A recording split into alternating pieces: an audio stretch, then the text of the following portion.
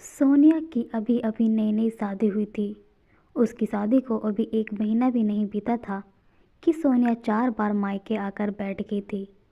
आस पड़ोस वालों तो कानाफूसी करने लगे थे। सोनिया की अपने ससुराल में किसी से नहीं बनती थी। कोई कोई तो कह रहा था कि सोनिया के पति ने उसे घर से निकाल दिया, और कोई कह रहा था कि सोनिया का दूसरे मर्द के साथ चक्कर है। सोनिया इन सब बातों से परेशान होकर एक दिन अपनी माँ के सामने आकर खड़ी हो गई थी। माँ के लाख समझाने पर भी वह अपने ससुराल नहीं गई, क्योंकि उसे अपने ससुराल जाने से डर लगता था। और वजह थी उसका पति। उसका पति हैवानों की तरह हर रात उस पर अपनी जोर आजमाइश करता था। क्योंकि सोनिया अभी 22 साल की थी और उसका पति 35 साल का, इसलिए पति की हर रात उसके साथ की जाने वाली हरकत उससे बर्दाश्त ना होती थी। क्योंकि उसका पति उसे जानवरों की तरह हर रात रौंदता था और वो दर्द से करा रही होती थी। उसने लाख कोशिश की अपने माँ बाप को मनाने की कि वह अभी शादी नहीं करना चाहती, लेकिन उसके माँ बाप ने ज़बरदस्ती उसकी शादी करा दी थी। उसे तो अभी अच्छे से सुहागरात के बारे में भी नहीं पता था, तो वो अपने पति को क्या खुश कर पाती। इसी वजह से आज सोनिया चौथी बार मायके आई तो घर वाले चिंता में थे। लेकिन सोनिया ने कहा कि वह सिर्फ अपनी माँ से बात करेगी। मैंने पूछी क्या हुआ, सब ठीक तो है ना? नहीं, वहाँ कुछ भी ठीक नहीं है। क्यों, क्या हुआ? माँ, मेरा पति मुझे हर रात को बहुत परेशान करता है। अरे अभी शुरू के कुछ दिन तो ऐसे ही करते रहते हैं, नया नया है ना, बाद में सब ठीक हो जाएगा। इसमें यहाँ आने की ज़रूरत नहीं है। नहीं माँ, वह मेरे लिए गंदे गंदे कपड़े लेकर आता है और मुझे पहनने के लिए कहता है, और अगर मैं नहीं पहनती तो मेरे साथ ज़बरदस्ती करता है और अलग अलग तरीके से मुझे दर्द देता है। माँ, वह ब्लू फिल्म देखता है और मेरे साथ फिर उसी तरह करता है। यह सब मुझसे बर्दाश्त नहीं होता। मैं भी इंसान हूँ, मुझे भी दर्द होता है और उसे मुझे दर्द देने में बहुत मज़ा आता है। जब मैं दर्द से तड़प रही होती हूँ तो उसमें और जोश आ जाता है। हाय, यह क्या हो गया मेरे दामाद को? ऐसा क्यों कर रहा है? पता नहीं माँ, उनके अंदर ना जाने कितनी दबी इच्छाएं हैं जो सालों से अधूरी हैं।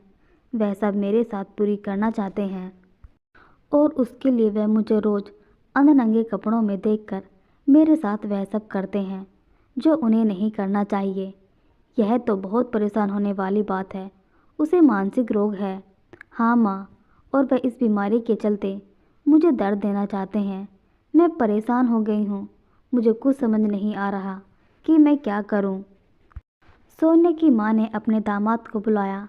दामाद जी, आपने पहले क्यों नहीं बताया कि आप दिमागी रूप से स्वस्थ नहीं हैं?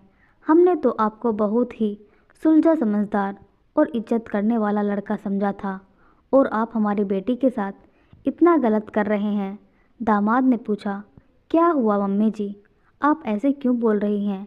हमने तो आपको कोई धोखा नहीं दिया। शायद आपके किसी ने कान भरे हैं। अरे किसी ने नहीं, मेरी बेटी ने ही मुझे बताया है कि तू हर रात पागलों की तरह उसे अपने नीचे रौंदता है।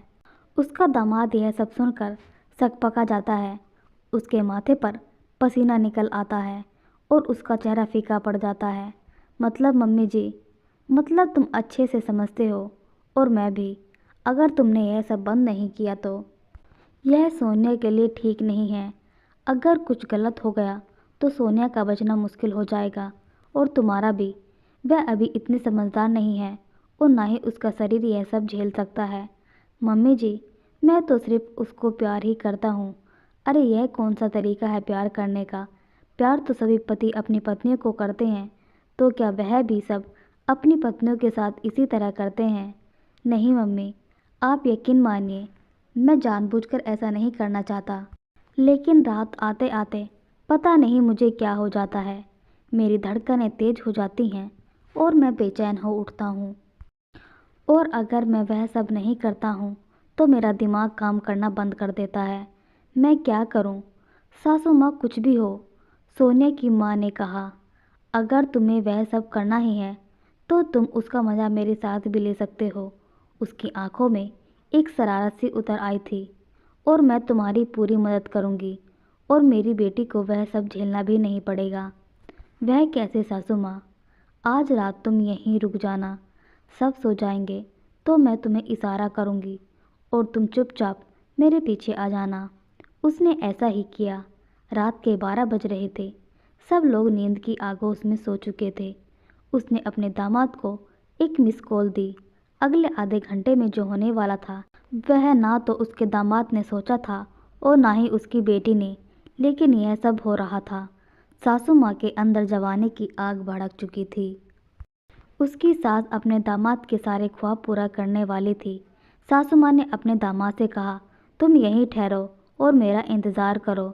2 मिनट के बाद अचानक बाथरूम का दरवाज़ा खुला और सासू माँ ने उंगली से इशारा किया और अंदर आने को कहा।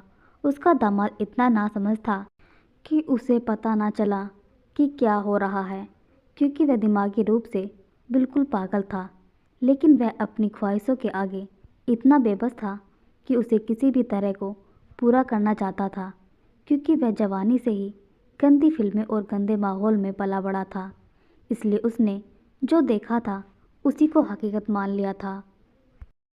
सासू माँ ने अपने दामाद को अपने आगोश में ले लिया और दोनों एक दूसरे से गोंद की तरह चिपक गए। दोनों की सांसें आहों में बदल गई और हल्की हल्की आवाज़ों से पूरा बाथरूम गूंजने लगा था। जवानी पूरे जोश में थी। जज्बात और सीमाएं लांघ चुके थे दोनों, और रिश्तों का बोझ अब उतर चुका था। अब सिर्फ मिलन और अधूरी ख्वाहिशें पूरी होने का आनंद ले रहे थे दोनों।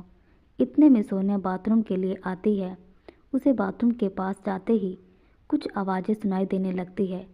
इतना तो उसे पता था कि यह आवाज़ें कैसी होती हैं, पर उसे यह समझ नहीं आ रहा था कि मेरे अलावा इस घर में माँ और मेरे पति के सिवा और कोई नहीं था। तो फिर ये आवाज़ें किसकी? बाथरूम के अंदर कौन हो सकता है? वह अपनी माँ के कमरे में गई तो देखा ना माँ थी और ना ही हॉल में उसका पति था। मतलब उसे समझ आ गया था कि बाथरूम में कौन है। वह चुपचाप बाथरूम की ओट में जाकर छिप गई और जब आधे घंटे बाद दोनों निकले तो उसके पैरों तले ज़मीन खिसक गई। आज माँ ने खुद अपनी बेटी का घर बर्बाद कर दिया था। उसे अपनी माँ पर धिक्कार हो रहा था और वह अपने पति को कुछ नहीं बोली, क्योंकि वह तो वैसे ही दिमागी रूप से पागल था। लेकिन उसकी माँ तो समझदार थी।